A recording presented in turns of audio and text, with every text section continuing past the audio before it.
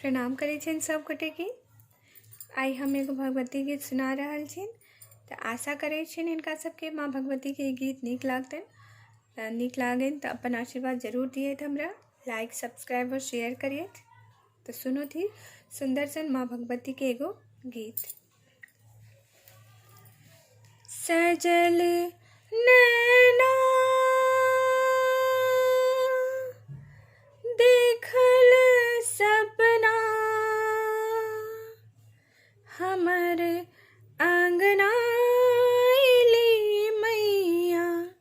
सजल नैना देखल सपना, सजल नैना देखल सपना हमर अंगना अइली मैया। महल पवना हरा, महल पवना बाजल कंगना हमर अंगना अइली मैया।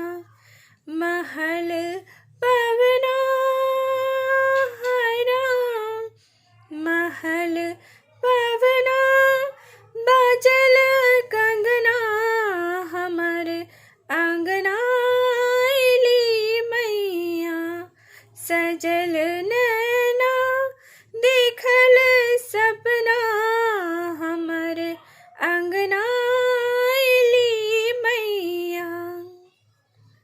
सवारी शेर के रखने हाथ तरुआरिया खंजर। सवारी शेर के रखने हाथ तरुआरिया खंजर।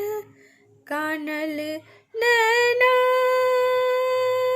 हरा, कानल नैना अशुद्ध दलना, कानल नैना अशुद्ध दलना हमर अंगना अइली मैया। सजल नैना देखल सपना, सजल नैना देखल सपना हमर अंगना अइली मैया।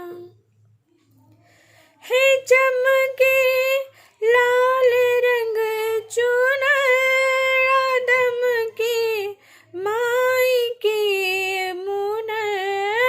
चमके लाल रंग चुनर आदम के माई के मुनर। करे खुद नाम हराम, करे खुद नाम भगत मंगना हमर अंगना अइली मैया। सजल नैना देखल सपना, सजल नैना देखल सपना हमर अंगना